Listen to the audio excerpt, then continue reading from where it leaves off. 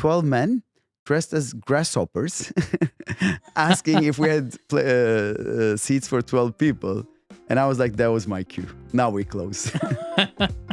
But that day I will never forget.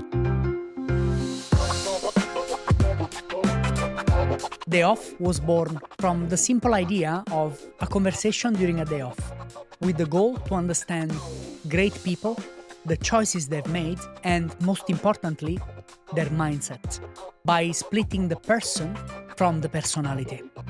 We hope to do just that. Whew. Okay, I need to compose myself now. So the thing about Yunus is that and this really comes out during the interview, is energetic. He has a lot of points of view. Today we spoke about how to create a successful bar, but most importantly, we talked about the mistakes not to make when building a bar, because this guy, he has seen it from both sides. He's been successful with Svanen, of course, which everybody knows about, but he's also been bankrupt with some other bars that he built. So the mistakes, the do's and the don'ts. And also it's just nice to talk to a bartender, not about bar sometimes, So we got into psychology, philosophy at some point. I was very excited. Lots of good insights from this.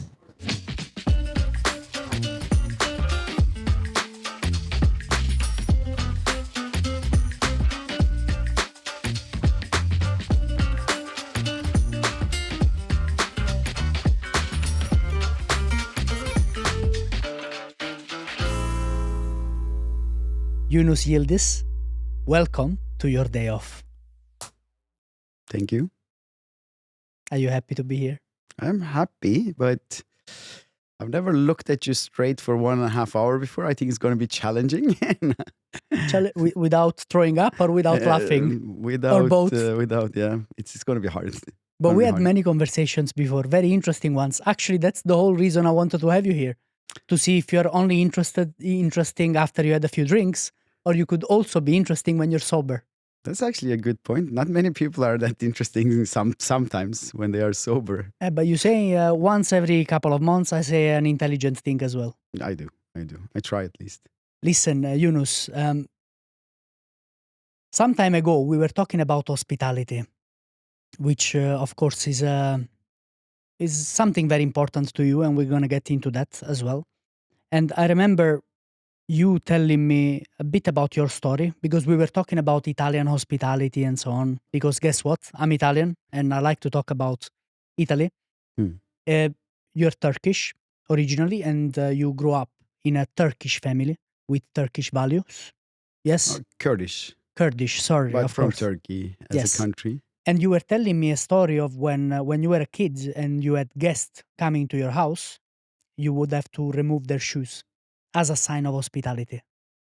Yes, like in Turkey, Kurds are known for having this extreme hospitality or very good hospitality skills.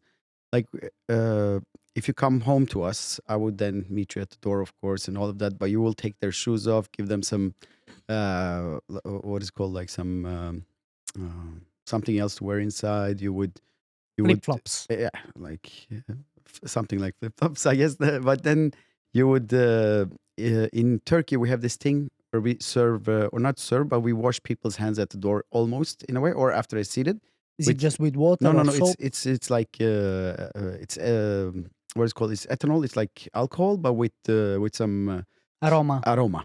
And usually lemon aroma. Okay. So, which is a really cool thing. Like I understood the values of that during the pandemic, definitely, because you give something antibacterial the moment you enter, and then you always give a sweet. And of course, in Turkey, they have a saying where they say, let's eat some sweets and talk sweet to each other. Oh, that's so cute. It's a very cute thing. What happens to you then? I don't eat that much never spoke sweets to me, man. I don't eat that much sweets with you. Exactly. What happens to you? No, but I mean, that's where it started for you, right? Yes, in terms of, because I'm trying to be in your shoes. I'm trying to be Yunus, and because it happens to me as well. While I'm working, some dynamics take place during service, and then all of a sudden, for some reasons, my brain just takes me back to a similar situation, from the past. Does that happen to you a lot? Yeah, a lot. But I guess, hospitality is something you have in you, and it comes, of course, a lot from the childhood time. Um, and of course, maybe from the culture you grew up in, the family you grew up in. So you should have it a bit in you before you enter this industry. Or maybe that's the factor that makes you enter this industry. Like in those, when you have visitors over, the oldest son always have to go around with tea to everyone, fill up like every 5 seconds. And Kurdish and Turkish, they drink a lot of tea. So it was like, so technically you are Is it already. tea? I thought it was coffee. No. Turkey is the most tea drinking country in the world. And Wow. you drink like crazy. Like you But drink all Turkish day. coffee is a thing, right? Turkish coffee is a thing, actually. And Turkish coffee has influenced a lot of the coffee culture or the coffee shop culture we have today. But we can talk about that What, another day. globally, you mean? Globally, because Let's not exaggerate, okay? exactly. But tea is the main thing. Like Right. in Turkey, they make shitty coffee, but make decent tea, and people just drink tea all day long. This is just a big part of the culture. But also another thing that I also always was interesting for me was that when I was growing up in this village, because I'm from a small village in Turkey, is that people used to come to your village and you used to greet them at the entrance of the village. You used to take them to an empty house where they could sleep over. You would bring them food. If you had some animals, you would sacrifice them just for these guests. And this is mostly people you don't even know anything about. You don't know who they are, what they are, nothing. But you just do the same for everyone. Poor animal. Just saying. The animal definitely, but the thing is, I was also, and then they would sit with them until they go to sleep. They will be there the moment they wake up with some more with breakfast and tea. And I was always wondering, like, in such a small village with so little resources, why would you just waste it on someone you don't even know and take so good care of them? Because in Norway, it's definitely not like that. No. And the thing is, then I realized, like. Our village is in between two cities, which most villages are. There's 50 on one side and 50 on the other side, probably. And these people just feel honored because you chose their little village. They are so proud of their village that they get so honored. And this, you can implement the same thing in a bar. There's 500 bars in Oslo. People can have that beer or that Irish coffee or that Negroni in any bar. But they walk into yours, so you should feel honored, like, and this is what we miss sometimes in our industry, that some bars you go to and people are like, like this person again, or oh shit, like I thought it was going to be a slow day and now, and then they would just be behind their own bar with their phone in their hands instead of actually spending time with the guests, for example, or answering their questions, or serving them at the right time and the right thing. That's you brought up something really interesting, because I think that's the whole reason I think many other people come to Svanen, which is the bar you own.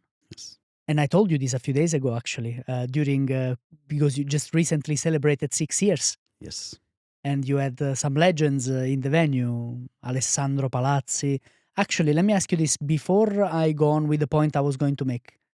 How was it to have the greatest bartender that has ever lived work in your venue?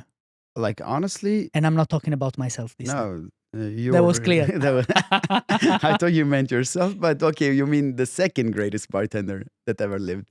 The greatest. No, like, I really, really appreciate it, and you, of course, you helped us out to get him over because you guys are good friends, definitely. But it was such a joy, like, because for me, my end goal is also to work in my own bar when I'm 60 years old. And this is mainly because we don't have this culture in Norway. You would never even see bartenders over 30 anymore, or even probably soon 25. And I just want to be that 60-year-old guy who still runs a bar, because I believe that also Svanen will just look prettier and prettier, and it will be even cooler 20 years from now on. And then having that owner who would then like just come to your table, talk about the old days. And this is why I really, really wanted to get to know Alessandro. I have spoken to him a couple of times before, but very briefly, where we But just it's say hi different to when each other. when you're hosting him and Exactly, because then you spend some more time together, and it was such a joy. Like, it was so amazing. Like, listen to his stories, and also, of course, the humbleness. Like, this guy is so humble. It's like, And he's not fake humble. He's actually like that. No, he's real. He's like, when you talk to him, you actually get a genuine conversation. You ask questions. Of course, I asked a lot of questions because, my goal is also to be on that side at that age, hopefully. And he was so amazing. Like, he was more like, this uncle you have and you're just hanging out with him. Yes, exactly. And this is so great. Like, also because he doesn't take himself too serious. You can tell him whatever, and you can joke with him, and then it goes vice versa, right? And that helps build a connection when you don't take yourself too serious, right? Definitely. But there is something I want to ask you in regards to that. First of all, I was saying the reason I come to Svanen is because for some reasons, right? And I come for the people there, man. Honestly, I come for the people. Of course, the environment, the drink, that's secondary. I don't care. I can even come and have a beer. But every time, with Marika, we're walking around, we're like, okay, should we get a drink? A nightcap before we go home. Where do we go? Okay, we go to this place. Yes, who's working there? That's the first thing. And with Svanen, right, we never really asked that question because we already know that doesn't matter who's going to be there. I know I'm going to get the treatment I like, which is when I come into the bar, just play with me. Most of the times I have many thoughts in my head and I had a long day and I just want to come over and mess around, joke, serve me a drink, make me laugh, and so on and so forth, and I always get that feeling. It's a refreshing breath of fresh air, and it makes me feel good. I leave the place that I'm laughing. Of course, like in our industry, like of course we can be extremely good at what we do, but we're also very dependent on the attitude of the guest, right? So if you would just walk past and like, I need a drink, and you would have the worst attitude, you would probably not enjoy the place, So your attitude coming in like that is also important, but also maybe it's also the atmosphere we have created, because I always talk about atmosphere, right? And I think everything is in the atmosphere, like literally everything. And people mostly choose a bar according to the atmosphere. Yes, most of the times. But we also we spoke about this that night when we had the really good whiskey from 𝒟𝒶𝓎𝗙 2 a.m. after. And you kept pouring and pouring and pouring. Yes. Can I say brands, by the way? Is it? Yeah, we can beep it. It's okay. But it's context. It's fine. But you had a very loose hand. That evening, it was clear you didn't pay for it. No. It was a limited edition bottle that was a gift, which then it's okay. Yes. But if I had paid for it, no loose end. A lot of water that night, which probably would benefit us the day after. Yes. No, the thing is, the thing you were saying, like, when we started creating bars, many years ago, and especially getting very interested in cocktail bars, it was like the thing you said, you would go to a bar only for the bartender. There would never be a standard on anything, and this is changing around the world. But of course, we did it many years ago, I believe. And you should just walk into my bar no matter what time, no matter who's working, no matter like what's happening. You should just feel comfortable, and you should be able to get your martini the same way, or your beer as cold, or the service in the same way. And I think this is probably what makes Svanen good. It's the standards and it's consistency, or any good bar is the standards and the consistency, right? 100%. Going back to Alessandro for a second, you said my dream is to do what he does, to be able to work at a certain age. And let's just remind ourselves, Alessandro Palazzi is 67 years old. Yes. How crazy is that? And I look older than him, and I'm you 40. Look much older than him, which is why you should ask yourself a question. But no, except us insulting each other now. And you've been very kind so far, actually. We just started. Don't be very good. Back in the days, it was more of a thing, right? To see a bartender, a waiter, or whoever working, especially a bartender, working until they're 60, 65, even 70 sometimes. In Italy, we still have a few of those. In the modern days, it is not common anymore. Why do you think that is? I mean, how old are you now? I'm 40. You look like you're 39. Thank you so much. No, it's compliments now. Okay. Jokes aside, why do you think? Because you've seen you've been doing this for 20 years, right? So Yes. you've seen an evolution. Do you have an explanation? I think I have an explanation, and I have a forecast which is not good at all because Please. I think it's going to get so much worse. Okay. And then we can start from that, and then it's the generation now, which everything is fast. Like everything goes so fast. Everything is cool for such a short time. Probably when Alessandro Palazzi was making his Duke's Martinis, it was trendy for good 50 years. Mhm. But now, if you make if you go to other type of martinis who have become popular in the world past couple of years, they're just cool and trendy for a month, Yes. and then they're gone. Right. And then people want the new, people want more, and this is, of course, the same thing in our industry as well, or in a job situation. People just want a better job constantly. Like no one feels comfortable doing what they do and love anymore, almost. And we have that problem a lot in Norway. And then, of course, the culture here has always been that bartending is something you do when you're studying and you're doing it next to your studies, or if you're like in between and you really don't know what to do. Yeah. And I have always tried to introduce it as a profession because it is a profession, Yes. and get people to respect us and understand that we know something they don't know, like your car mechanic, like your doctor, and get them to come and visit us to learn it, enjoy it.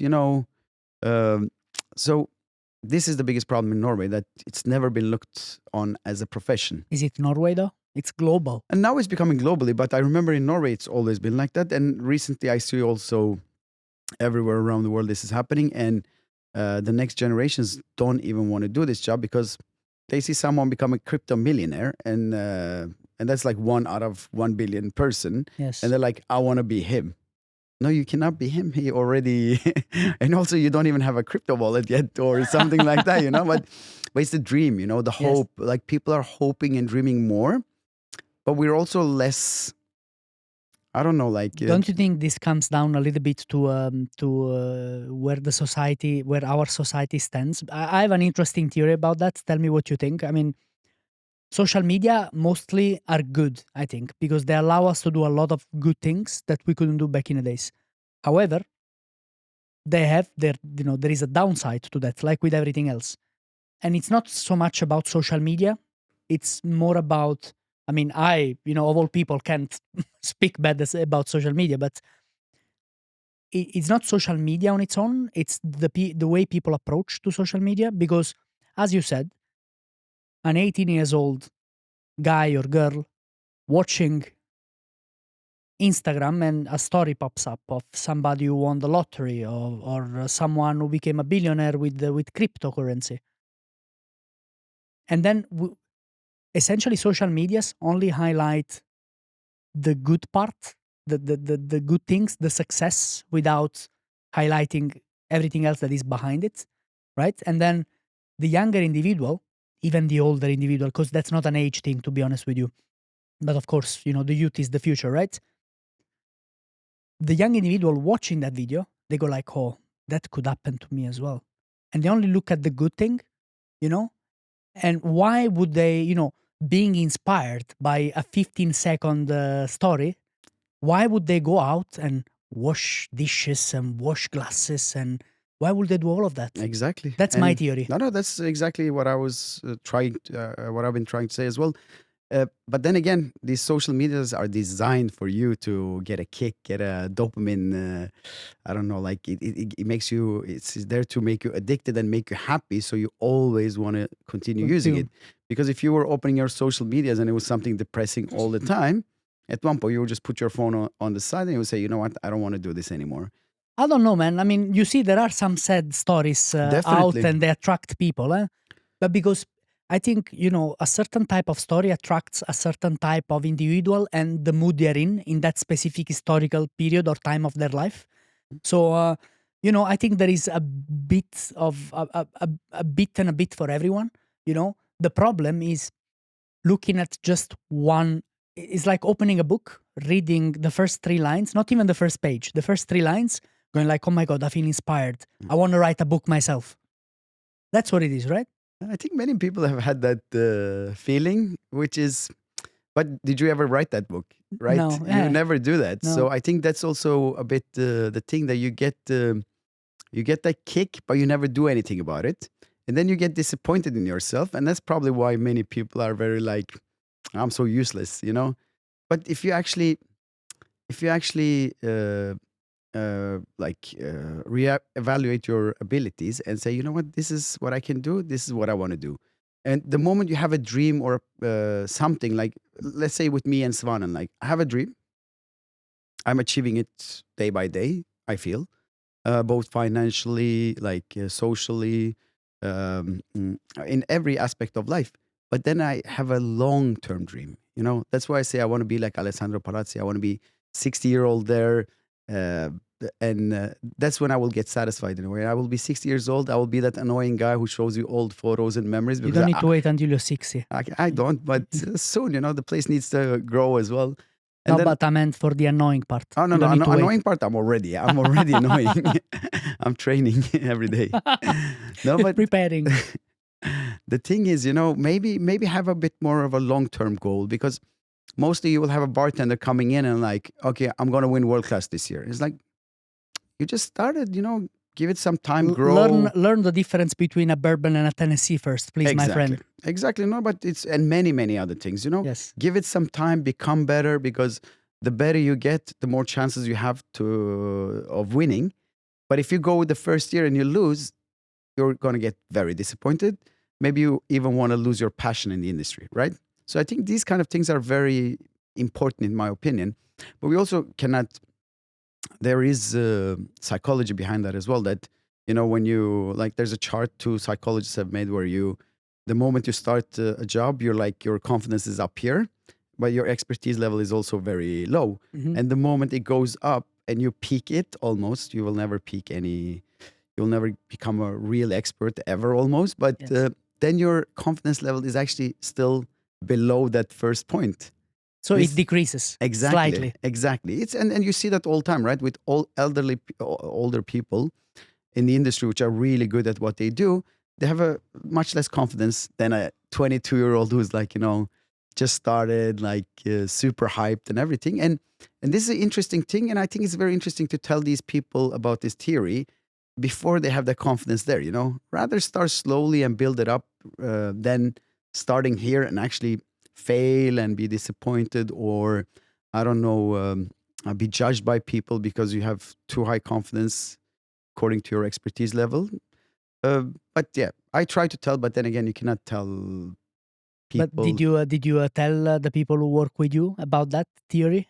It was a study, right? Or what was it? It was a study. Did you tell them about it? Yeah, some of them knows that, but you also, of course, you need to let them grow and find out things by themselves as well. Yes. Like we all did, I guess. But I don't know. But you know, talking about why people do what they do, right? You grew up in a Muslim household, or your mom was Muslim. Yes, is Muslim. She is Muslim. Sorry, is Muslim, and no, maybe she's a Christian now. I don't know. No, I'm pretty sure. She's still a Muslim. I was with her. And your dad as well, sort of. Yeah, but a lighter and then, version of a lighter version. I see, an aperitivo version. Exactly. So this was a very good joke. I just want to say, you know, the aperitivo version. This was refined just for a few people to understand. But regardless of that, so you grew up in a Muslim household. Yes. Your mom had a massive influence on you, on the way you were raised. And yet she finds herself with a son who makes money with alcohol. She's not happy about it, but she's also still supportive, you know. Like my mom, I think the person I am today, or my siblings, it's mostly thanks to her. Of course, our father. The thing was that my father was working constantly. Like he was working 3 jobs, you know. And he became a very successful business owner and everything. But what did he do? No, he when he moved to Norway, he was cleaning places. Like I remember, I would go with him on his night shifts at 𝒟𝒶𝓎𝗙, and I will collect the bottles to go and sell them. So I was an entrepreneur already at the age of 7, 8. But it was also good memories because you get to spend time with your dad. You think, but he's actually just cleaning the floors while you're doing something else. But you are spending time with him in a way. In a way, you are. This was like 12 in the night. Like kids should be asleep back at You that were point. 7. Maybe 8. How old were you when you came to Norway with your family? I was 5, between 5 and 6. So All right, cool. it's been 35 years in Norway. You- And the thing is, he was working so much that, of course, it was the mother who was there, or my mom that was there the whole time. And she's an extremely nice person. Like, everyone loves her. Even though she prays 5 times a day and she's a Muslim, her best friend is a guy, a 50-year-old gay guy that lives above her. And then they would visit each other, bring food to each other. And another Norwegian old woman, which she would help her out with everything. So she's extremely open-minded. She a smart woman. She's a very smart woman. You see, the thing you told me about, the neighbor, and that proves that intelligence allows you to have no boundaries. Definitely, but also every religion is about accepting others, being nice to your, neighbors, everyone. Like, it's Are you about the good religious? things. No, I'm not religious. Do you believe in God? I don't. No. Because there's too many religions. There's too many gods. And Which one of them, right? That's When I said, do you believe in God? Your answer should have been, which one of them? Exactly, which one of them? and the thing is, people used to also believe 20,000 years ago, right? We still find the remains of people who are doing religious rituals. So technically but it's again about the thing we spoke about with the hope. You always need hope. You always need to believe it, something. But my theory is this, that when we went from hunters and gatherers to agriculture, we became societies, right? And every society needs rules. Yes. And the best way to tell a society that you need to stick to these rules is saying someone is watching you. Yes. Right? This is my theory, because I think it's hard to say if it's true or not, if it exists or And not. it's But also this is complex. my theory. Here we get into I think the topic of theology. I think it's in English, Yes, theology, and it's obviously something either me or you haven't studied. No, I shouldn't actually say anything about this. No, but of I course you definitely should. don't want to offend anyone. I respect everyone's belief in culture. Yeah, but as you Fully. should, because look, I respect everyone. It should be always like that, as long as you're not respecting someone who is hurting others, right? And in this case, religion, apart from a few crusades and wars and other things, hasn't. No, but nowadays, mostly we can say that it doesn't really hurt anyone. Maybe more in the past. I don't know. There will always be mean people who want to hurt others, and they would use religion, work. They would use Of course. your football team that you cheer for, that you strongly believe and passionate about. There will always be mean people. Like, we cannot do anything about it. And this is you should- Regardless of gender, religion, politics. anything. What you're saying is these are just bad people, regardless. Exactly. Good point. And points taken. You were telling me a story earlier about you being in a room watching your mom who prayed 5 times a day. So watching your mom praying and watching your dad drinking whiskey in the other room, or in the same room. Almost in the same room. Like, you would see an open door where mom is praying and then my father is drinking his whiskey. And you loved them both, right? Yeah, of course. But the thing is also, the fact that he respected her for what she was doing, her respecting him for that. Or to a point, she was always Nagging a bit. about it, but she, Accepted it. She accepted it. Like, and I think that's the most important thing in life. Nowadays we have all these people who don't drink, or Yes. we have things called dry January. We have to respect it. Like, me as a 100%. bar owner who actually lives off this, I respect it, and I support them even fully. Like, you should.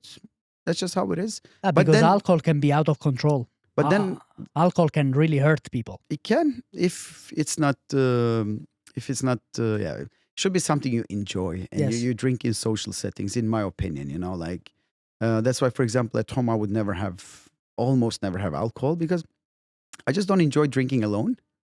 Like, it's literally it's not fun. But last night I was out with my best friend, and then we met so many other people, and we were just gonna have 2-3 drinks at the concert. We ended up here in this bar until closing. and then another bar until they closed. And we enjoyed it so much, like because you get to bond over those drinks. You get to have really cool conversations, sometimes very weird ones. And this is all interesting. So when I woke up today, slightly hangover, but still I was like, I was like happy. Because I got to spend time with some people I love. I got to drink some good drinks that I wanted to drink. So So you like to be around bars? Yes, I understand that. not that much actually. You don't see me drink that much, do you? No, of course not. I don't. No, but from the stories you told me, in a social setting, you like to be in a bar. You like to Yeah, be around because bar people as well. I do, because it's a happy place, right? Yes, People tend to or it's come. supposed to be at It's least. supposed to be like people tend to come there to socialize, have fun, laugh. It makes you. People are a bit more relaxed in bars most of the times. Because the drinking makes you a bit relaxed, right? It always does. Yes. Sometimes it makes you funny, like it does with you. Does it make me Sometimes funny? good looking.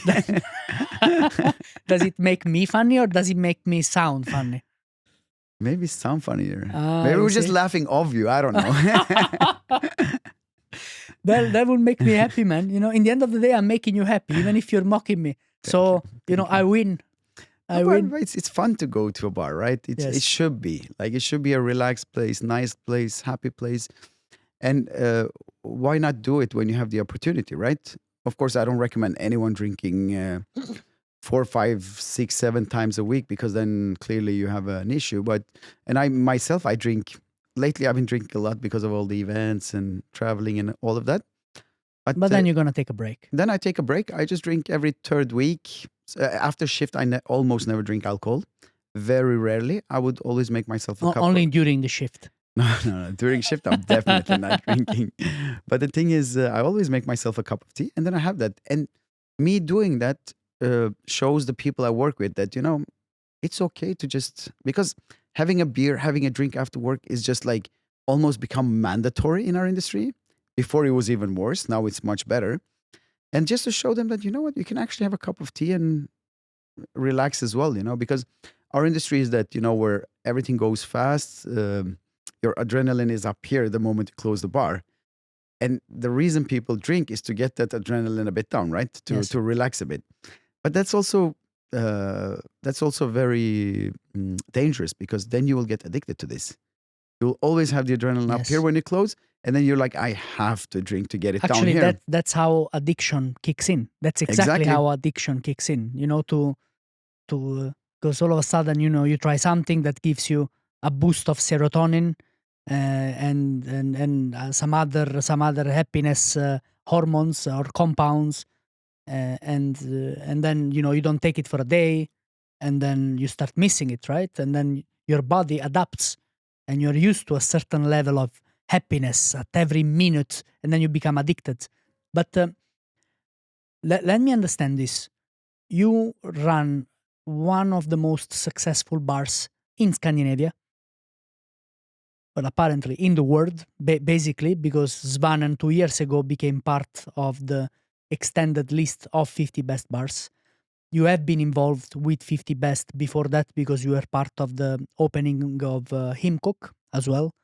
But you never been, tell me if I'm wrong, you never been an actual bartender yourself, No, right? I have. You have. And this is what people mistake sometimes. Yes. Because there's a couple of things I really want to actually put out there, so people Go actually ahead. understand it finally. No, but let me just get this out no. of the way. You always were, I knew you were a bartender always. I just wanted to say it to give you the opportunity to explain. Okay. Yeah, you know me. Of course, we've been friends a long time. But the thing is, first of all, I am not a bartender. I've never looked at myself as a bartender. But of course, I've been behind the bars for many years. Yes. Like, I haven't just walked into the industry and No, of course not. become an owner from day one, right? But I've been extremely lucky. I've always got to a better position, better place quickly. And I've been extremely privileged, of course, in many ways. But the thing is, and I also say this, like, me as the owner, I cannot be behind the bar in my own bar. That's the most stupid thing you can actually do. Because the moment I'm behind the bar, first of all, everyone wants to talk to me. If someone goes wrong, I need to step out of the bar. Who's going to make the drinks?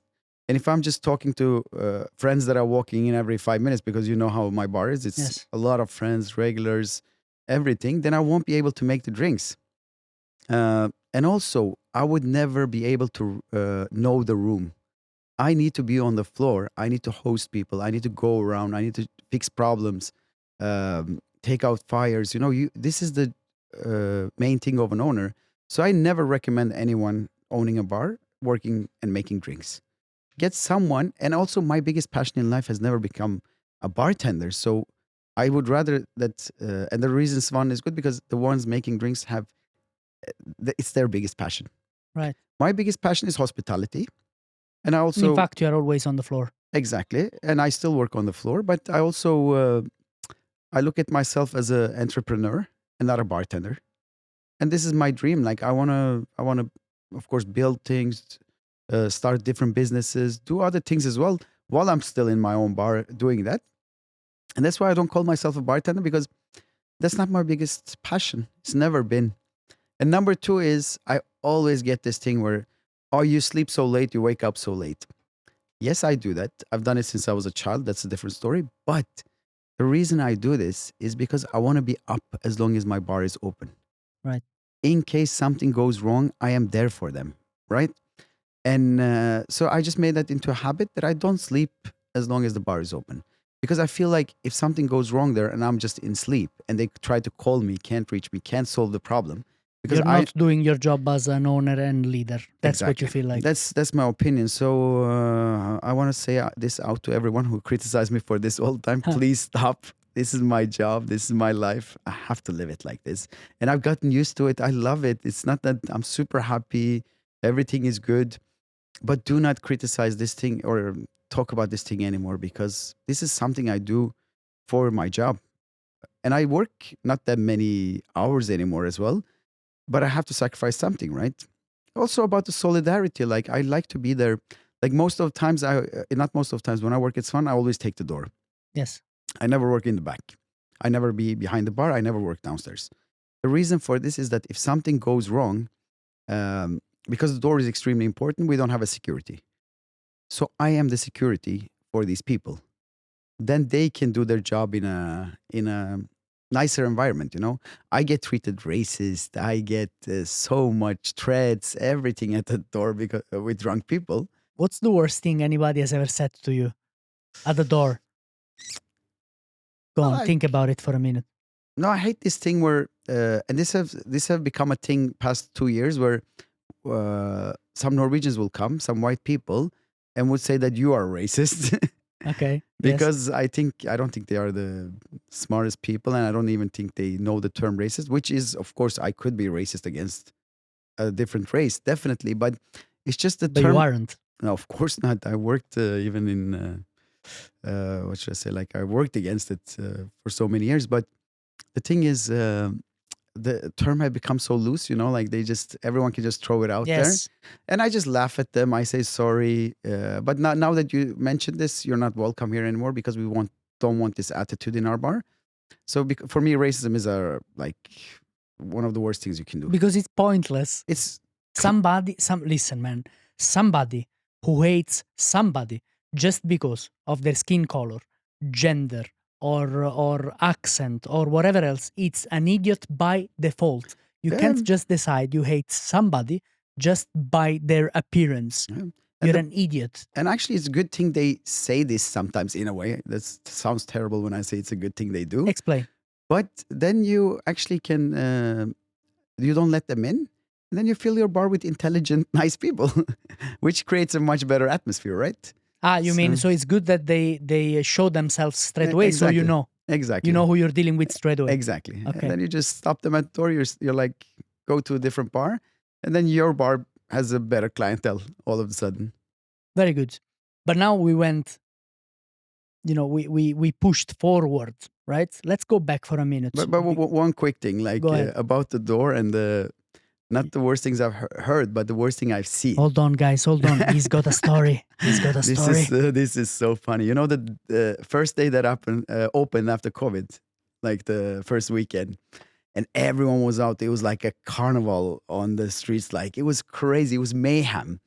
And I was working at the door, and we opened early. We were packed the whole night, and we came to a point where the revenue was amazing, a good vibe, everything. But we were really tired because all of us had to be at work, right? And I think around 11:30 or 11 o'clock even, and it's still like some hours before closing. I just went into Karel and I was like, let's close. We done good money today. It went problem free. Let's close. He was like, why? I was like, I just saw a 12-man mariachi band. What's that? Mariachi band. Yes. 12 men dressed as grasshoppers asking if we had seats for 12 people. And I was like, that was my cue. Now we close. But that day I will never forget. It was a crazy day. Why were they dressed like this? Because everyone was dressed out. They were going crazy. Some people were really drunk. So Were they drunk as well? No, these guys were actually somewhere in the middle, but we don't allow people in costumes or football shirts or sweatpants. That's our 3 rules. Except Only 3 rules? And of course, if you're too drunk, if you're an idiot, if you're racist, if you're So how many? But these are good rules. These are Exactly. rules any bar should have. Exactly. We went ahead of the story because we started talking about Svanen, but there are a few interesting stories about Svanen because you opened 𝐼𝐚, you ran it successfully, got it on the list, or you were part of the team when it got on the list. We were many. Yes, and you were friend with the owner 𝒟𝒃 for a long Yeah. time. You've been playing football with him, and then all of a sudden you quit. You decide to open your bar, right? The only problem is that you didn't have all the finances in order to open a bar. So how much did you have in your bank account when you opened Svanen? And please say the number in Norwegian kroners and in euros approximately. Okay, no, the thing is that the moment I quit 𝐼𝐚, I was a bit tired. So I was like, maybe, I don't know if I want to open my own bar because technically when I started working with 𝒟𝒃, I told him, I was like, I will work with you for 2 to 3 years. And I will quit and open my own place because I'm getting to a certain age. And also I own my own restaurant before that. And the thing is, but of course I ended up working a couple of years extra because I really enjoyed it. But then I was so tired because 𝐼𝐚 was a very exhausting project. Like it was a very new thing. It was so much things. But then I started with some consultancy jobs. And one of them was a friend who called me and she was like, let's have a look at one of our venues and see if you can help us out or not. And that was the Posthallen venue. And what happens is that, and then we go off from there and we're like, I'm going to the tube, to the metro. And I looked at Svanen while walking with her and I was like, this would be an amazing bar. Like this place is built like a bar. And she was like, she just turned to me. She's like, yeah, this is ours as well. We own this venue. And I was like, can I have it? She's like, yeah, of course. Just like that. Yeah. Like a candy. Can Yeah, I have exactly. Can I have it? And she was like, yes. I was like, oh, perfect. Let's talk. And then I got the keys. I went inside. I sat down on those benches. I looked at the back bar. There was so much dust in there, but it still looked beautiful, of course. And I was like, wow, I could really imagine myself sitting there and just looking at it and like, I want to drink here, you know? But then, of course, reality kicked in and I was like, I need to check my balance. My finances. My finances. And I had 42,000 NOK. Which in which euros. is 4,000 euros, euros. something like that. Something like that. And the thing is like, but you know, our generation is different. We are a bit more bold. Like we don't care. We just go out because we were the generation where our parents just sent out and then it's like, grow up, right? Yes. And you would go do things. You were not dependent on anyone. You would just fight for everything and just make it happen if you wanted that.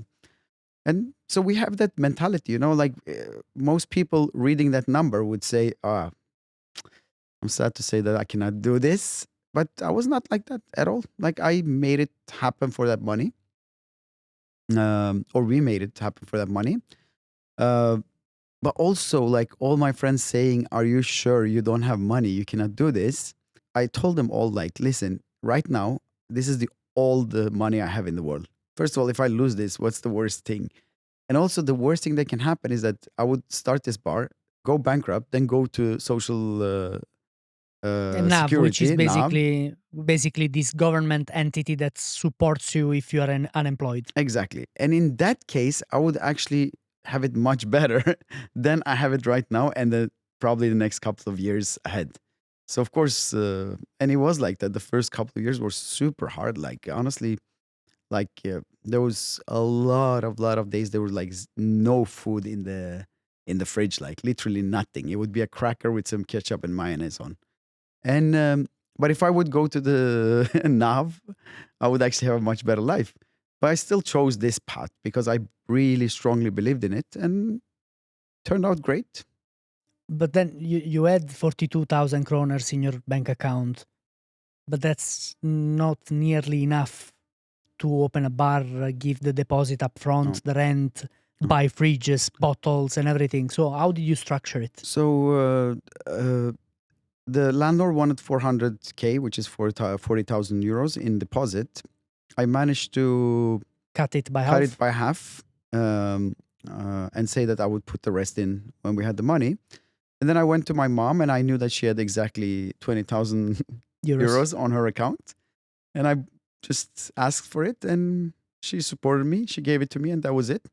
And then the rest was, of course... Just don't drink, Yunus. Don't drink. I always pretend that I don't drink when I'm with her. And I mostly go to her when I'm hangover because it's the best place to be. You just chill on the couch. You get some great food. Amazing. Tea. She would take care of you.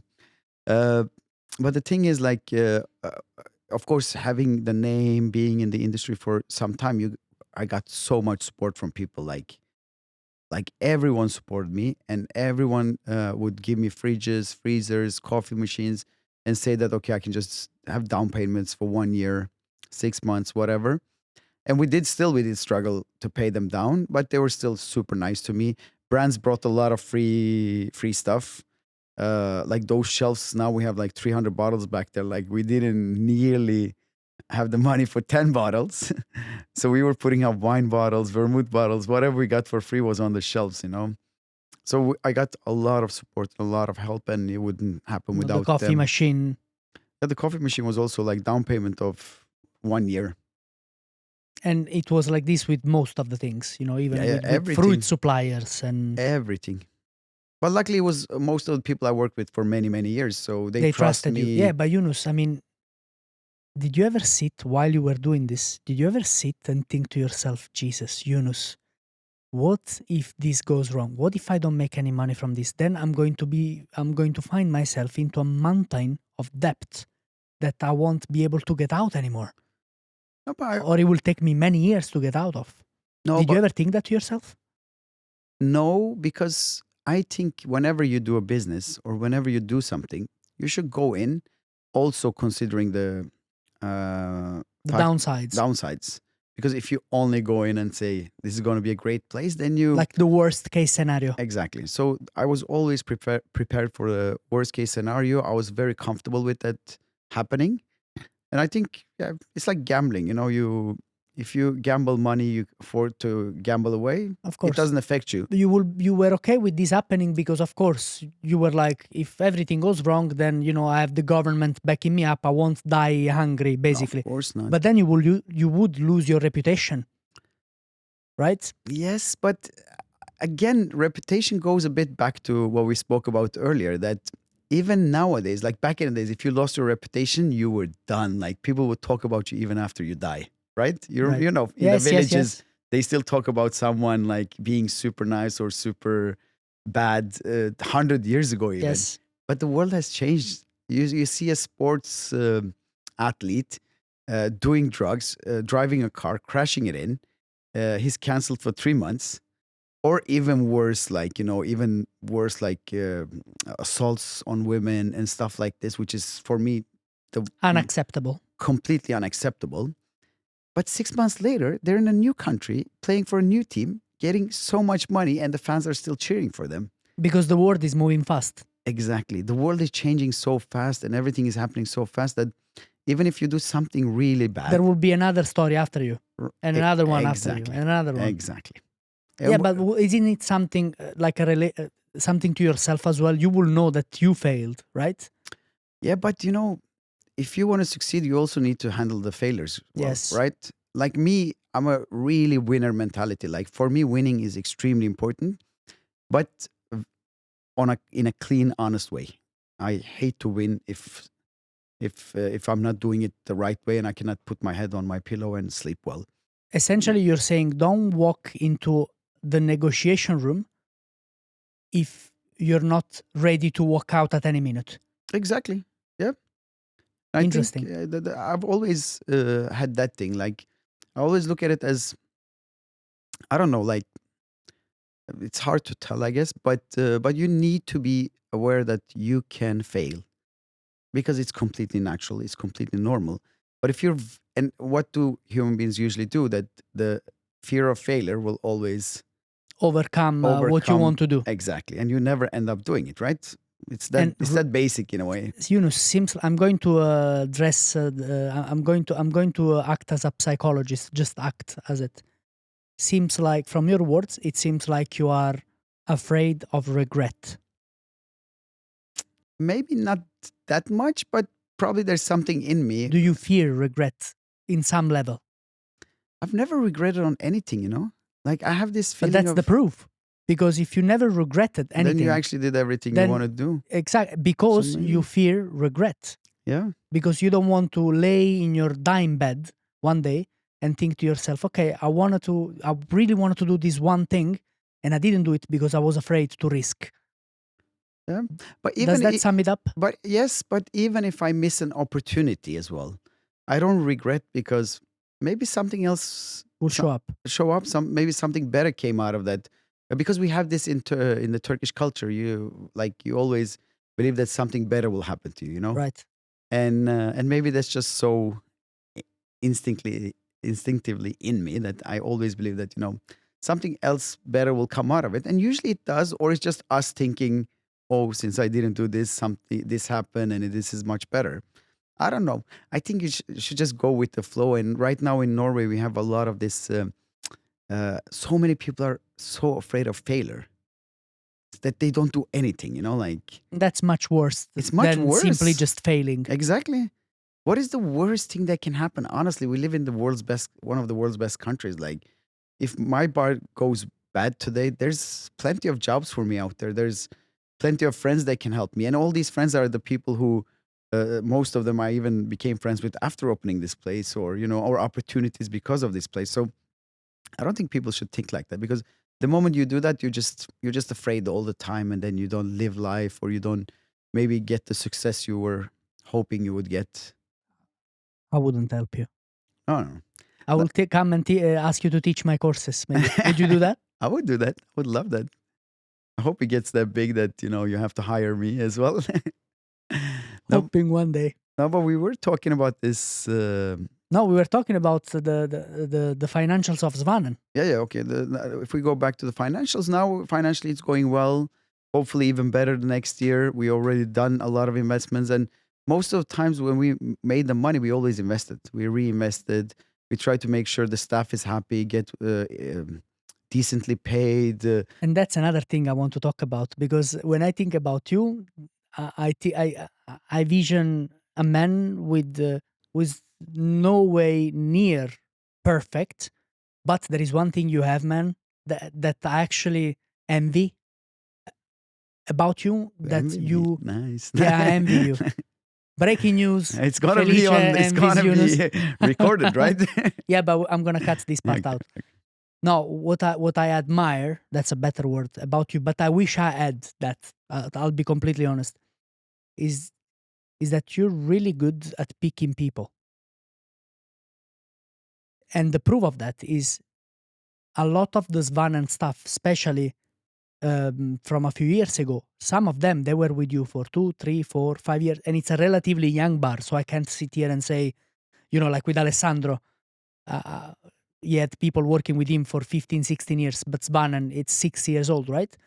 But you had Karel working with you since the beginning. These days, it sounds really bad, but it's very uncommon to have people working with you for a long time. And you had Marek, who was with you for quite some time as well. Gri, who spent 5 years with you, 4 or 5 years. Carmine, In 6 and I'm years, sure you have some people now who will be with you for a long time. So, hopefully. and I don't want to get into the how do you make sure they stay with you just yet. I want to understand first, how do you pick them? Because you also pick really good people. I do, and I've done the same in all the places I've been at. Like literally, very few people have even left. Like Svan is still, like you say, relatively young, but even before that, I used to run my own restaurant. Like literally, everyone stayed with me the whole time I was there. But I think, first of all, um, I might also just be lucky. Maybe just good No, I people don't come think my so, way, man. right? I don't think so. Man. Luck But can happen once, it could. twice. It could. Maybe But it's just intuition, you know. And I have a rule. I don't spend more than after the first minute we talk. I already make my mind. what are the red flags when you're hiring someone? I don't know, honestly. I think it's just my intuition of looking at someone and understanding if they are good or not. But I've been asking this question to literally, I think, if I remember well, everybody else who's been here. And man, everybody says it's intuition. But can you give me some, like, what is a red flag you look for? Because intuition, it's very abstract, right? Yeah, but I think we should just maybe talk about the green flag, which is being a good Okay, person. good. Yes, You all know, right. someone genuinely nice. And usually you understand that straight away with some people, right? You talk to them for a couple of But minutes and some people are really good actors. but then you need to be a really good director and understand if they're good actors or not, right? Okay. Because after some certain life experience, after meeting a certain amount of people, you should know who's acting as well, you know? And I think I'm very lucky with that. I see it straight away.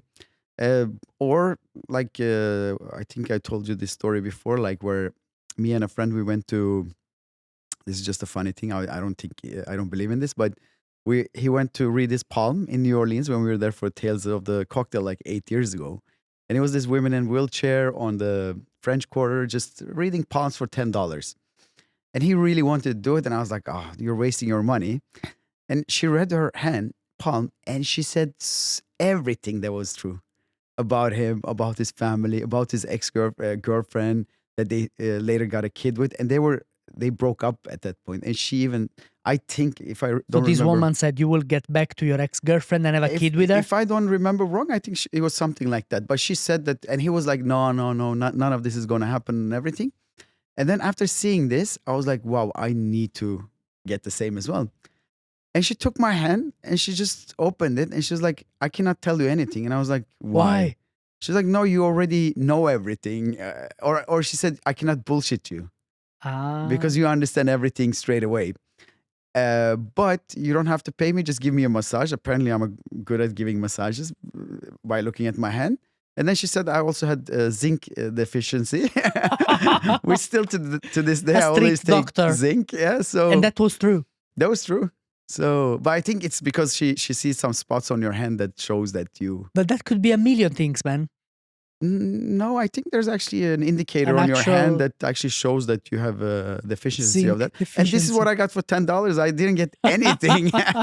So I think I'm really good at looking at people and understanding their thing. And sometimes I feel like if I walk into a room and I get, I'm not saying I'm spiritual or anything, but I can easily get a bad vibe if it's a lot of bad people there, or something like that.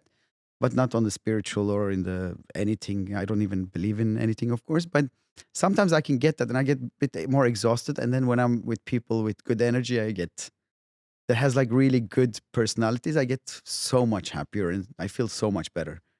But it's maybe just because I'm sensitive to things. I don't know. How do you know if somebody's a good person? I don't know. I just feel it. Just I feel think. it. I think maybe it's just a small thing I have. Something more. Give us something more. Let me read your palm. Do you have like a voice? Somebody talking to you? No. There is the good Yunus and the bad Yunus. No, I think I'm good at doing that to myself. No, I don't know. I never think that much about things. Like, I'm very impulsive. I'm very spontaneous. I just do things. Like, I feel what's right for me there and then. Because honestly, for me, the reason I work like this today and the reason I'm in this industry, the reason I am owning my own business, all of that, I truly believe a human being only gets happy when they do what they want to do when they want to do it. And I think maybe more people should live like that or think like that, because like that's what makes you happy, man. If you're in a prison and you're completely like you don't have any freedom, how would you feel at one point? You will feel really bad, right? Yes. And but now and also I appreciate things a lot. I feel like I'm very privileged. So let's get to that now. How much freedom do you give to your staff? Or let me phrase it in a different way. Is your bar a democracy? Honestly, past couple of years, I don't almost never say anything to anyone. Of course, it's about the culture. They walk into a But culture. now you already built the culture. Okay, Exactly. so let's go back a minute.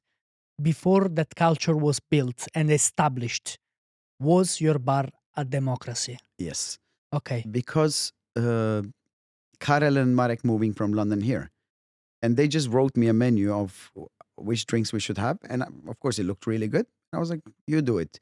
And then they always decide the drinks. They always decide everything. They decide how the service should be. They decide, like literally, they decide most of it. Unless there's decisions they don't want to make, then I take it. But I think you should, and that's one of the reasons I think people are happy there. I believe because they have that freedom. They have the freedom to express themselves, be themselves. Of course, we have certain standards in the service which we should have, which every bar should have. And So you never set your foot on something and said, okay, that's how it's going to be, and that's how it's going to be. very few times in the past 6 Don't years. lie to me. No, very few times. Like I have probably done that, but lately Karel is doing that to me all the time. But brother, listen, which is a really good thing. he makes really good calls, man. He does. He does. No, but I believe in that. If someone comes up with a better idea than yours, you should cherish it. And I also love that people, like as a leader, you should definitely let people be against you sometimes. If Interesting. they are not, then there's clearly something wrong Lack there. of character, Lack of character is number one. Number two is maybe they're afraid or they don't care enough. or they don't care enough. There's so many things there. And So it's about balancing, right? exactly. But the question is, how do you actually find that balance? Because then it's a different balance for each individual. It is, right? but you need a leader, right? You need certain leaders. You need certain. I don't like the word hierarchy, and I don't believe in it. But it should also be there to a point, But also, we're super lucky now. Both me and Karel, Carmine, we have done this for so many years, and we have such a strong culture now that whoever comes in just adapts to the culture. But at the same time, they really respect us because of course, I believe we are nice people and good people, and we're smart people that they easily can respect, but also because of all of our work experience, and also all the successes we had. So, like me and you talked about it, like it's so easy for people to trust the process if you've done it a couple of times and you succeeded, right? Yes. But if I would open a bar now around the corner and gather a team, and it's the first time I'm opening a bar, there will be so many opinions, so many ways of doing things, because I have never shown anyone earlier that I can actually do this. So this is our luck right now, and this would probably not change for. So I mean, back to the leadership point, I guess. Let me see if I can read what you just said, or filter what you just said. If I am Yunus, nobody, no experience, opening a bar, gathering a team, hardly they will listen to me. But because I'm Yunus, who already has a track record, and Karel, and of course, yes, the point is I already have a track record of building a successful bar. People who come in, they will be more willing to listen to my instructions. That's what you try to say. Definitely, but you also have to, of course, like we have someone recently who has been working with us, and now he's going to move back because he didn't feel like Oslo was a place for him, and he's going to go back to his home country and open a bar. And of course, we're supporting him with everything we can, and we love him.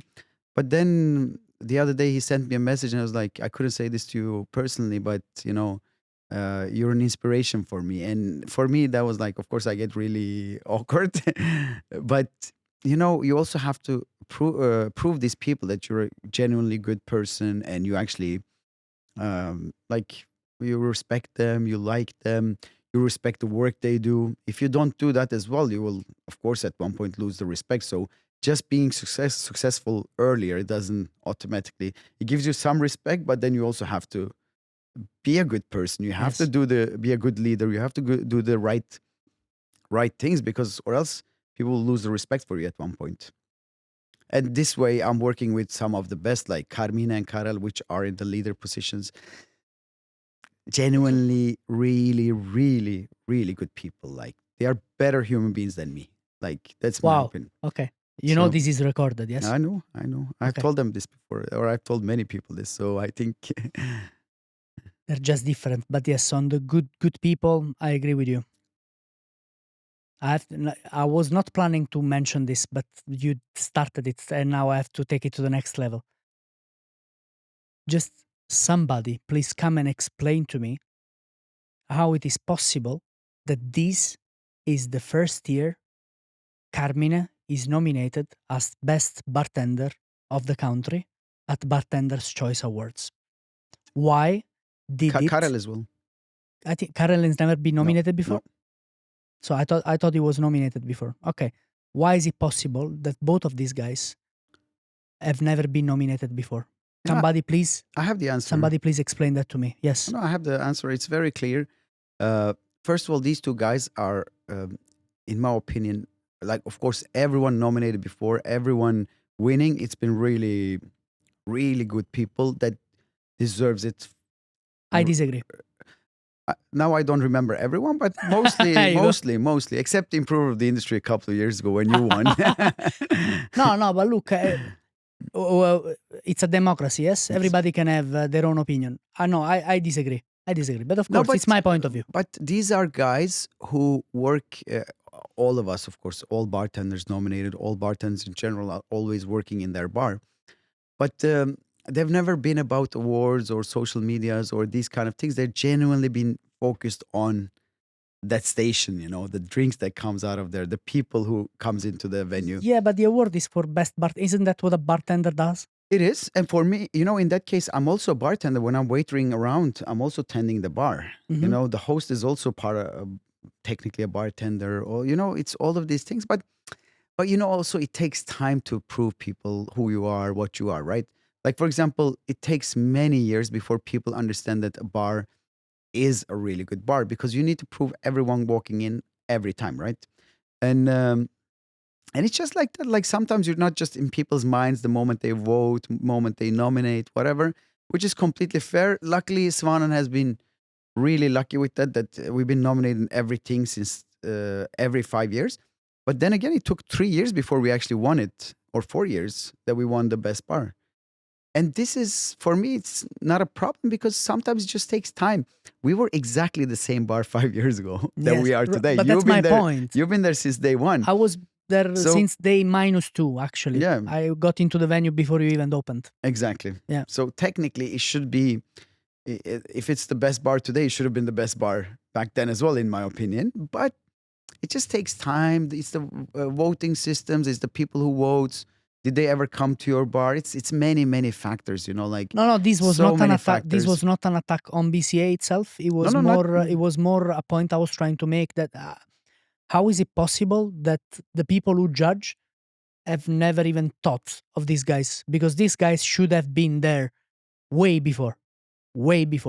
Carmine, I've known Karel for a long time. We lived in Dubai together, and then I moved to London. He moved to London. I moved to Oslo. He moved to Oslo.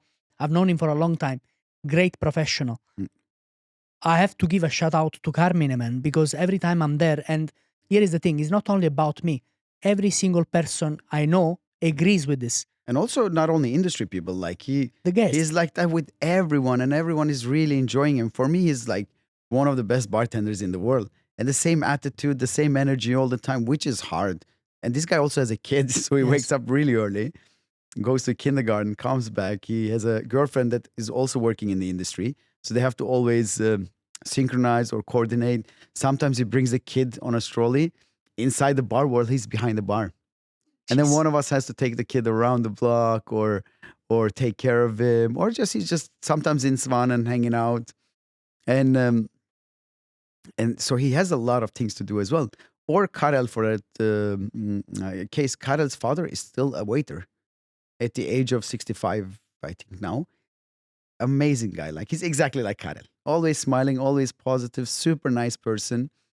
And this is the thing, like, and Carmine started very early. I think in his family as well, there's some Yes. industry people. And so it is in them, It's not like they just watched a couple of Instagram videos and or And like that's it. I'm going to be a mixologist. And they got inspired. Exactly. It's in them. And for my case, the same. Like, I come from a business family, working hard, come from a culture where hospitality is extremely important.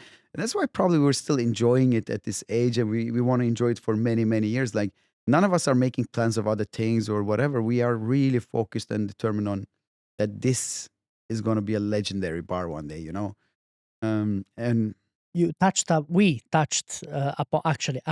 upon awards. And we talked about BCA, but let's talk about 50 Best, because there is this weird misunderstanding around the bars that get on the lists. That if you get on the list, then there are people who genuinely believe that just because you are on the list, you are a great bar. And then my question is, what happens if 1 year later you get out of the list? Then even if nothing changes in the bar, then are you all of a sudden not a great bar anymore? How does that work exactly?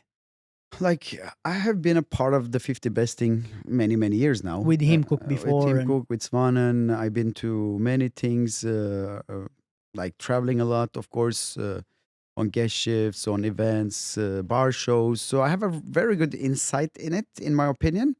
Awards are just awards. Like, I think first of all, when you open a bar, and many people do this mistake nowadays, and also before as well, but it's like they start at the wrong end of the thing, They're like, we're going to open a bar and we're going to be 50 best.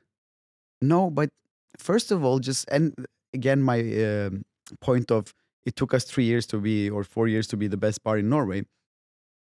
I was never bothered about it. Like, be awarded as the best bar in Norway. Yeah, just awarded. You're not the best bar. Like, of course, you should always run your bar as it should be, and you should always feel like we are the best bar in the world, and then the guest should feel the same, because it's a mindset thing, right? It's a mindset thing. Like, if the guest walks out of your bar and says, "This is the worst bar I've been to in my life," it is automatically the worst bar in the world at that point. Yes. And if they walk out and they say, "This was the best experience, best bar I've ever been to," it is the best bar in the world at that point.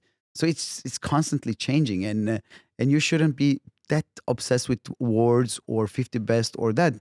But many people do this mistake. They start a bar and they're like, "We're going to be 50 best." Man, first be a good bar. Be a really good bar where people who comes to that bar enjoys it. The staff really enjoys it and gets enough paid and everything. Like, don't go buy a sofa for $30,000 or $50,000 and then pay people shit. There's so many factors here. And when Are you talking about anybody in particular? No one. Like, I've seen places, of course, but like when I was opening Svanen, everyone was like, "Oh, so you're gonna be 50 best?" I was like, no. Like, we're gonna be a good bar. We're gonna make some money. First of all, we're gonna make money because I need to pay these people. I need to pay for this coffee machine, this freezer, everything. And most importantly, the moment when we come to this point where we're like, you know what, we really did a great job. Guests are really enjoying this bar. Staff is super happy. They're super professional. This bar is a great place. The atmosphere is good. Music, everything. The moment you get to that point after building it, then I think you should try to be that, because then it tastes so much better when you're on that list, or when you win best bar in Norway, in the world, or whatever, because you feel also honestly that we worked hard, but we also created a really good place that deserves to be there. But of course, this is not what everyone would think or whatever, but at least create the bar first, put some soul into it, make it into a place that both people coming in and you feel like, okay, this is a really good bar. It should be one of the best in the world, or the best in Norway, the best in Scandinavia, whatever. So this is my point. But also to start by saying, if your winning mentality translates to you need to be in 50 best, then you probably got your priorities wrong. Because, winning mentality translated into a bar should be, we are going to deliver a fantastic product, balanced cocktails, genuine service, great atmosphere, and we're going to make it financially sustainable. Exactly. Isn't that a winning mentality for a bar? It's not De- 50 best. Definitely. And then when you have those things, and trust me, nowadays people walking into your bar, and they could be jury and whatever, judges or influential people, they see these things. If you walk into my bar on a Saturday and it's empty, but and the drinks are really bad, they will see it. They will understand that you don't deserve to be on that list. So me going around and saying, "Oh, we have to be 50 best because I believe it's a great place, great drinks," is also wrong mindset in a way. Because Yunus, I was drinking at Svanen a couple of days ago, and you were empty. Just that Oh, it that's was true, after actually. it was after closing time. It was right before closing time. No, it and- was after closing time. I think you were closed. no, So honestly, it was empty. but that day was the worst revenue past 3 years. I Okay. don't understand what was happening in Oslo. It's very that day. unusual. If I'm there, usually it's packed with people. It is because people come just for you. No, my point is that I was there and it was closed. That's why. But speaking about football and quotes, my favorite quote, which I always think about when as a leader and when I work with people, is Carlo Ancelotti. Carlo Ancelotti says, He's Swedish, right? yes. Carlo Actually- Ancelotti. Actually, actually, Italian guy saying something this smart is very Unusual. unusual, but but he's a great coach, and he says you can get a horse to jump. Maybe someone else said this before him, or maybe someone else's word, but he writes it in his book at least. He says you can get a horse to jump over a fence in 2 ways. One is to stand with a carrot on the other side.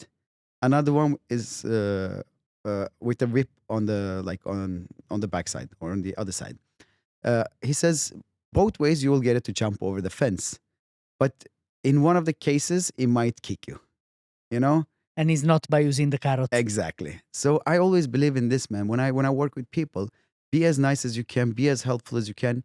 But of course, if they don't understand it, I would, of course, tell them like, I don't want to work with you. Because if people don't understand kindness, then you should just give up and say, you know what? And some people are like that. Some people like strong management that are a bit like, like, what should I say? Like on Right, tough. tough on them, and they're completely fine. I understand that as well. But this is not the place, You cannot get Karel to be like that. You cannot No. get me to be like that. You cannot get Carmina wants to be like that, but we don't let him do that. He wants to hit some of the bartenders. We're like, no. Especially Tommaso. Vabbè, but Tommaso, I want to hit him as well, and I don't even work with him.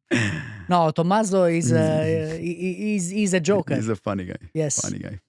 Okay, so we talked about success, great, but it's not violet and roses, is it? You opened No.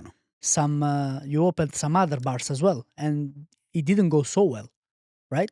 So what I want to, then you will give me your side of the story, but what I want to understand is, so you opened Shell, Yes. and you closed it after 9 months, 10 months. 11 months, I think. 11 it was. months. Yeah, 9 months. Yeah, 11, 12 months. So was that a successful story?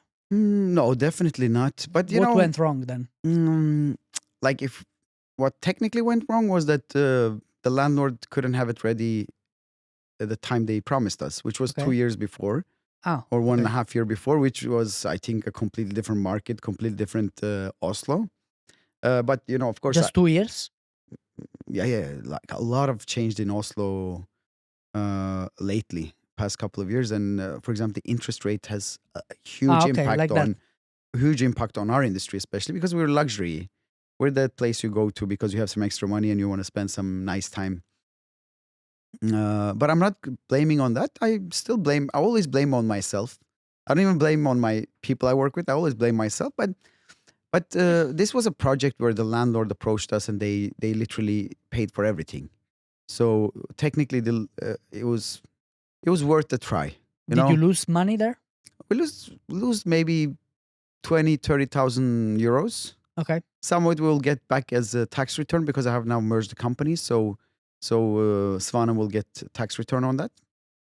What went wrong then? Was it location? Was it concept? What was it? I think it was mostly location. We could have also done things differently, but Then again, the bar design-wise, it was named. Amazing. It was named as one of the 7 best designs in the world. It was Sustainable amazing. designs. Done by Julia. Julia Filipova. Ciao, Julia. And Alexander Sadowski is great bartender, great professional, amazing guy to work with, which is now my partner in Svev. Which we're going to talk about. Exactly, which is also like I could not regret that failure because it created something much bigger together with Alex, you know? And it happened in that time and because of this project, or else it would never happen, which is amazing. And that's why I say something better will always happen to you, maybe. Right. So you shouldn't be too much focused on the failure or something not working out. But it's also good to analyze what went wrong. Of course, right? of course. Did you do that? Yeah, definitely. We did mistakes, of course, like everyone does. We could have done things better. Can you get, I don't know if you can, maybe not, but can you get a bit more into the specifics? What do you think exactly went wrong, or at least one thing? Oh, we could have been much better at the marketing. Okay. Because not many people even knew we existed. Right. We could have, I don't know, there's many things. Maybe tone down the place a bit, make it more approachable for people. We could, yeah. But you were in an area where it's okay not to be so toned down. It is, but then well. again, people still didn't understand it, you know? And sometimes you open something and it could be a concept, it could be a venue, whatever, or a shop, but it might be even too early for the market in general, right? Maybe 2 years from now, someone will open an oyster and cocktail bar and do crazy business. I think Yunus, I'm not an expert here, but location, and that's another thing I want to point out here is that, and you tell me if you think I'm wrong. I think 50% at least of Svanen's success, it's because of the location. It is, but then again, the first 3 years we didn't do that good business, you know. Even though it was a much more crowded street back then. Now actually Was the it? street, yeah. Now in the nighttime, because many of the bars around there closed. Yeah, but location also means that it's easy to reach from every point, right? That's also part of location. Exactly, because when I was taking over Svanen, some people told me like, now you cannot open a bar in 𝐿𝒂. So let's explain what 𝐿𝒂 is. 𝐿𝒂 is the main street of Oslo. It's like, I don't know, Oxford Street. It's a shopping street, mostly. Exactly. It's the main street of Oslo. It's like the biggest It connects street. the different sides of Oslo. Exactly, leading it to the Royal Palace. To Royal Palace, yes. And Svanen is right in the center of that. In the middle of it, which is a great location. It wasn't that great a couple of years ago, but now it's great. But then again, in my opinion, because like I said, I want to run a bar for 20, 30, 40 years. I don't just want to open something and then 5 years later it's not cool anymore. And that's why I had so much patience with Svanen and not making money the first years. I didn't even care. The reason, and I got offered like a lot of these neighborhood areas around Oslo, the city center, where a lot of up and coming areas, and everyone was like, yeah, you need to take this location, we'll help you out. The rent is much lower. And you were like, nope. I said no, because a city center never will die, right? The city center will always be the city center. A neighborhood might have a lifetime, a lifespan, but then it might end at some point, or there is the risk of it. Or a city can always move into different directions, right? All of a sudden, this area is not cool anymore. It's a bit old, and then the city is just growing on the other side. And city center will never die. City centers will never die. The train station is there, the theater is there, the cinemas are there, all the social gathering points are there, all the best shops are there, all the malls are there. You know, you have everything. You have all the bus connections, all the tram connections, everything. So a city center will never. All the hotels are literally just there around us.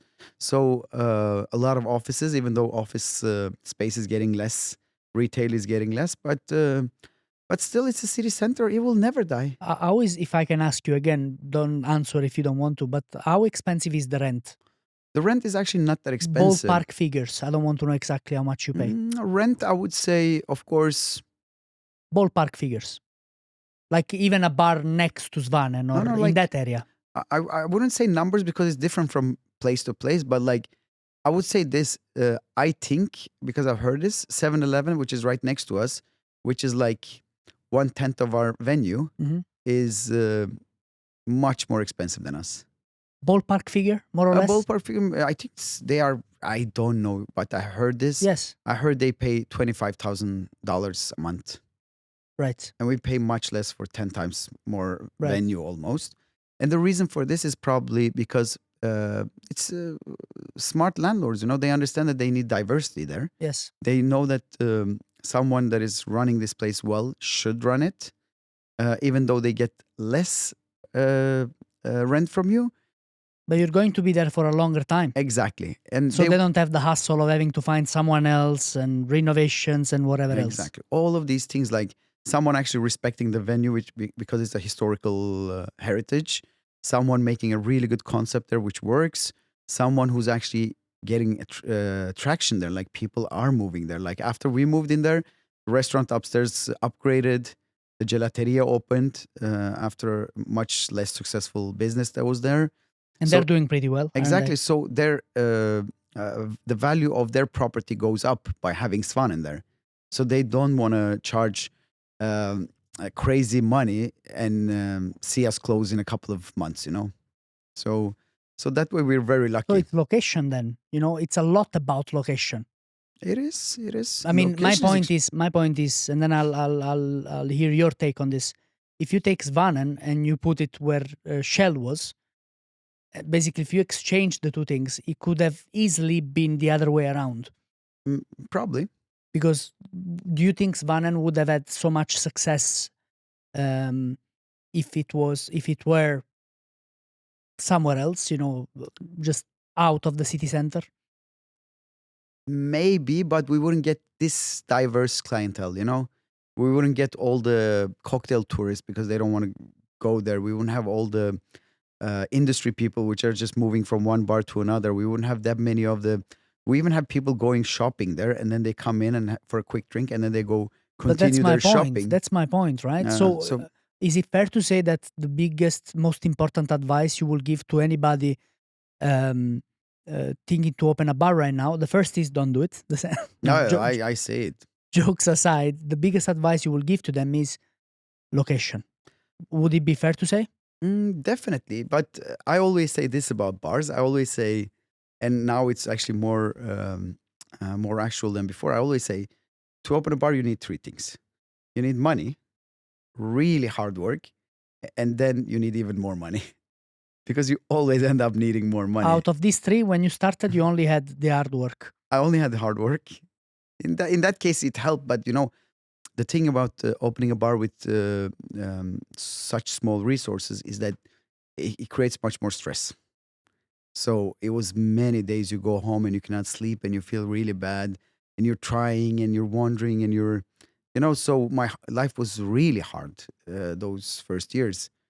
But if I would have the money and even more money after we open, I wouldn't have those problems, So, but location, definitely. Location is extremely important. But then again, nowadays around the world, you have these speakeasies that are in the middle of nowhere in one of the worst areas, but they still do good business. Because nowadays people are also willing to, like Svanen is middle of the city center, but it's a destination. Yes. People, It's both, I think. it's both actually. And having both is amazing. Yes. That's the best combination. Yes. Because right now we don't have any bars on the street almost. Before that used to be the bar street of Oslo. All the bars and clubs were around there. So we don't automatically get a lot of people in the nighttime. And also not many good places around us. So people don't have anything else to come to and then visit us. So they are probably, sometimes they're in 𝒟𝒏𝓏𝓏 and then they take the trip to us.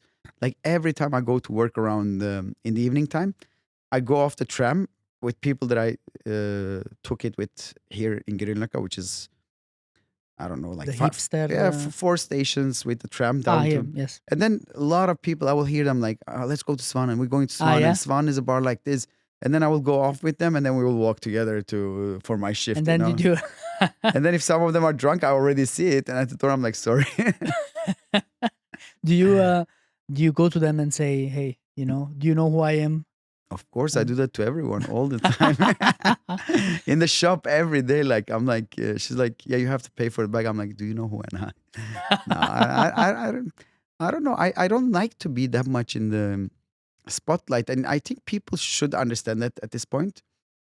That for me, my mission is to I love teamwork because I did team sports. I like that the whole team goes up together. Like when we got nominated now for BCA, and I had a personal nomination, of course, but it's the first time after I won that award that someone else got a personal. No, sorry, Danny won last year, but this year was 5 of us, Yes. and I was so happy.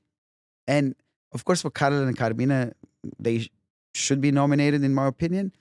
But I was not that happy for. I was happy for them, but I was crazy happy for Rumen and Yes. Gloria, which Nice, were yeah. rising stars. Like literally, I was so happy. Like, I was too, Yeah. because not many people might know this, but they're both students of mine. So I was yeah, very that's happy as true. well. All of us You are see, you students didn't of even you. remember. Yeah. So you have 5 students on the. I don't consider you a student because you're old. That's I don't know. I look That's at true. you. I know I'm more like a everybody- father figure for you. Sure, more grandfather figure. But everybody over 30 years old now is never going to come to my courses again. But they should. They should. Like, and like when I came to your courses, I knew a lot of it from before because of the different projects I've done, because of the Because you were distilling a team experience. cook, essentially. Exactly. Like on many things, I visited so many distilleries. I've been to so many tastings. Like still at this age, I go to most of the tastings I can go to. I because knowledge is something you always should. And first of all, I learned so many new things, but also it was really refreshing to like refresh what I actually already know from before that I just forgot. Maybe organize it a bit, the knowledge. Yeah, no? and also more organized. But definitely, people like I'm not doing a commercial for his school right now, just so you guys know. You kind of are. You kind of are. But it was very good, honestly. But I didn't ask you to do it. So You know, it was money well spent. It was, and we went with the whole team as well. So it was expensive for me. I but love that moment very much. It was no, but you have to. Not Man, the like, moment when I received money in my account. That was the best but moment. that took some time. We couldn't pay straight away anyway. It was a lot of money now. You just wanted me to suffer, actually, because you had the money to pay. You just we said, actually had. You just said, "You fucker, you have to wait." That's why now Karel handles all the payments and everything because he pays everything That's as it amazing. should be. Well, Yunus, what can I say? There is just one more thing I want to talk to you about, and then we'll call it a day. But I'm not going to be politically correct here. Community. Most of the people I know, not all, there are many exceptions, but most of them, I would say 7 out of 10, talk the talk, do not walk the walk. That's something that makes me angry, because as a bar or as a professional or as a whatever you are, you don't have to stand for a community. It's not a must. You can do your own thing, okay? And I respect your choice of not wanting to build a community. I just don't like it when you go out there and you say you are building a community, you do want to support the community, when in reality, you know that's not what you're doing. But building a community, like saying I'm building a community is wrong because we're building it together. Helping a community. Exactly. We Yes. need everyone to be a part of it, or else it's not a community either. Yes, Like, exactly. And the thing is, like, I think, in every industry, in everything, you have a lot of ego involved, right? So, Yes. for example, me and you were sitting here right now. We were both nominated for the same award. And I promise you, if you win it, I will maybe be happier than if I won it. And I'm not saying this as a bullshit. It's because I'm now in that age or in that time where I have won it, I have not won it. I'm completely comfortable with it. And also, I'm not in this for the short term. I believe I will be nominated again. I will maybe win it again. Maybe I will win many, many times. Maybe I will lose every year. You should be comfortable about that thing. And then if you're talking about community just to look good or win awards and stuff, people will see it straight away. But if you really believe in community, it's genuinely, you need to believe in it like in an honest way. You really need to do it. And you need to walk the walk. And you need to walk the walk. And but again, walking the walk is always the hard part, right?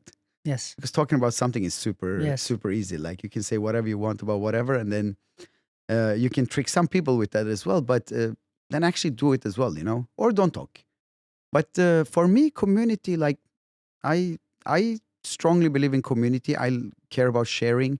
And I think we have created an amazing community over the past 10 years. I know that as a fact. You know what? Because everybody says that. I care about community. Everybody. I know you are speaking the truth, at least from my experience, because every time I've asked you for something, you have always provided your support and help. Mm. And I'm And you're a good friend, and we talk all the time. yes, And you do things for me. yes, But I also have sometimes, very young kids asking me about something. Young bartenders. I shouldn't say kids. I'm not that old. But young bartenders ask me about something. Some I don't even know. I always answer. I always try to help them. Maybe sometimes some things I've forgotten or forget sometimes. because you're getting old. Because I'm getting old. But like for example, with the glassware brand, every competition, someone is coming and asking me like, "Can I have some glasses?" Like, Hold on your horses, yeah. because that's my next point. So we mentioned Alex and Shell. Yes. Alex, then, earlier you were saying not every failure is a failure, because from a failure that something else can come up. And that's exactly the case with Shell. Yes. He went bankrupt, relatively negative experience, but you created a company with Alex, who is now your business partner, and you founded Svev, Yes. this new line of glassware. Yes. Why did you do that? Honestly, Honest story, as you No, told no. me when you were presenting the concept. Yeah, no, it was like one day me and Karel, we went, because we were always struggling to have nice glassware at Svanen. And I was extremely lucky. Because of the cost of the nice cost. glasses. They cost so much money. And a lot of them break because Svanen is a high volume bar. Mhm. It's not a small bar like you even probably, like, and sometimes like, like the other day, this really sweet girl that works at Savage, always sober, never drinks, but she always comes to us because everyone in there is good friends with her. At the event, she was just turning around and she knocked down like a lot of glasses on the ground. And that's a lot of money for a bar. Of course, she can break all of them. I told her, I was like, if you want, just take all of them down. I don't care, because I care about her, of course, and my guest in general. And even sober people would just knock off your glass and break it, or it will break it during service, whatever. And every time you're paying 10 euros for these glasses, it's a lot of money. We went into a shop in Oslo, and then we picked up 3 bags of glasses. And while walking out, I was about to fold the receipt and put it in my pocket because the card was with Karel and he paid for it. And I saw the number of like 650 euros, $650. And I was like, did we just buy these little glasses for this much money? And it was not even the glasses we wanted. We had to go for some uglier glasses because they didn't have this in stock. And I was like, you know what? And I called Alex later on, or we were just meeting. And I was like, man, we need to get our own glasses to both of our bars. We got samples. They were great. We're like, let's sell it to other bars. Did he have the idea to start with, or did you? No, it was me. Okay. It was me. But then we found a great factory. Alex did all of that work, of course. Okay. And he's still always in charge of that. He's doing all of that. And then it was so great glasses that we just sent. So, and then I got some friends of mine to join in as well. And we just ordered a container. We didn't have a brand. We didn't have a name. We didn't have anything. And now we have like sent to Noma, Grand Hotel Helsinki, all the best places in Norway, Moebius, which is 50 best bars, like many of the best bars in Paris, some in London. Some of the big hotel chains are using our glassware now. So it became a global company. Now we're going to send to Bangkok after I was there. Like we did a thing with Montclair. Yeah, but what's the difference between your glasses and other competitors' glasses?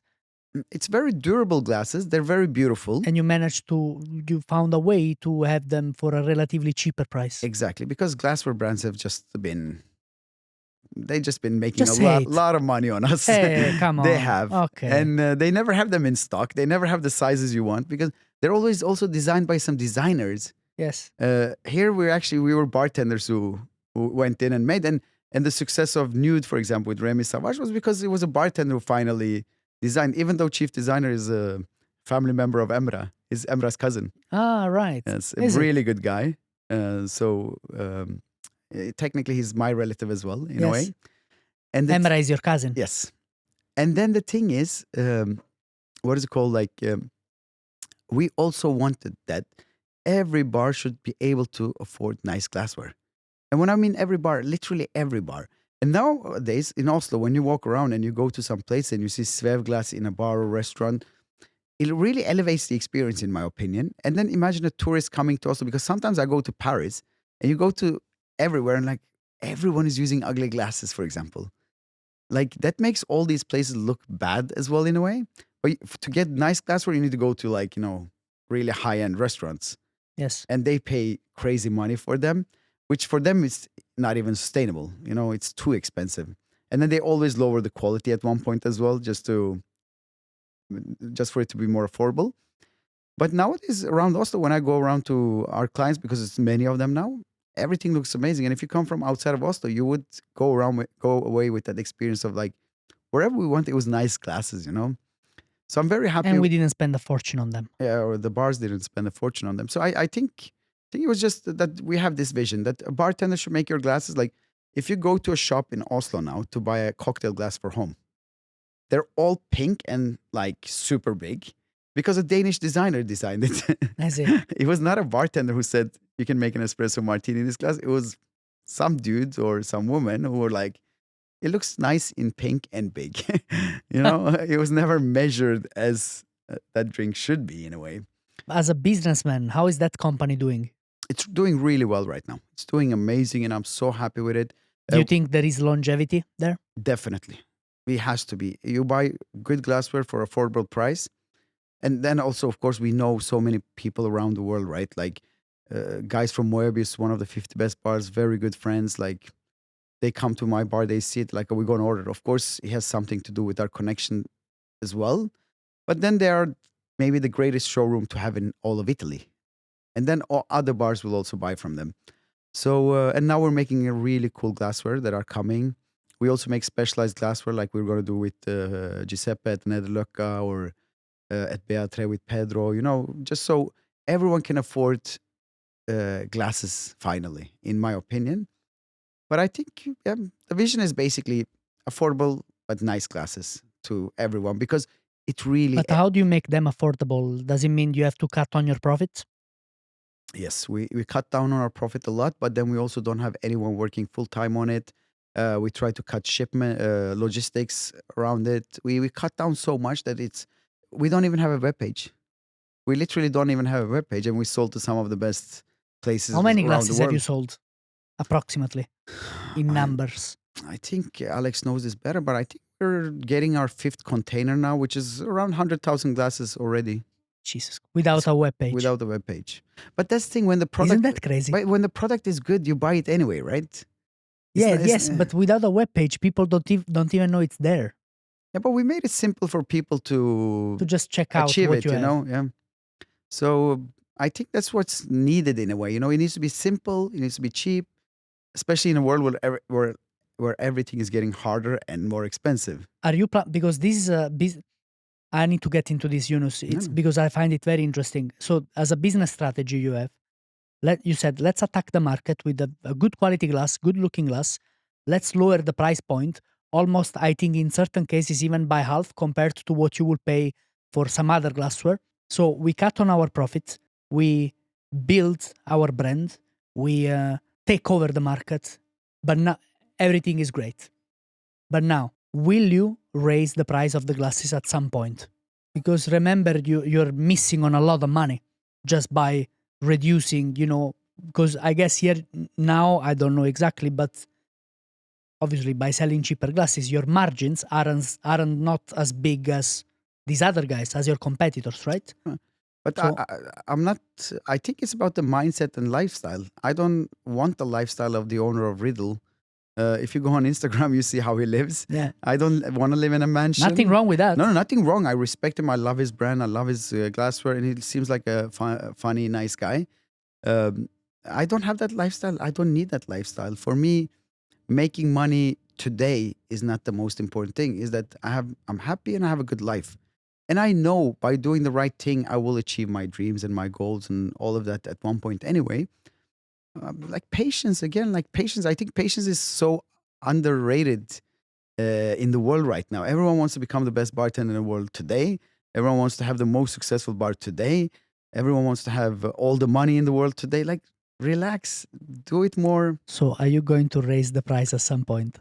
No, just according to the market, because Okay. the vision and the mission of this company is to have affordable glasses to every bar. Okay. And if you go away from that, what are you then? Then you're just one of the other ones again. Then you're and, going against your vision. Exactly. So I think it's very like when we opened Svanen, the vision was opening a neighborhood bar in the middle of the city center, and I think we achieved that. I think Yes. we seem like a bar like that. But when I said this to people, they're like, "This is so stupid.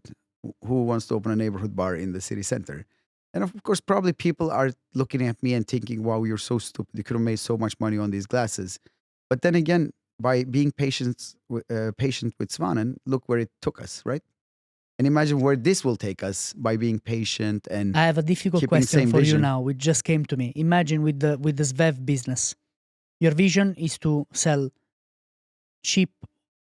affordable, good-looking glassware and make it available to everybody to buy, because anybody should be able to afford and have good glasses.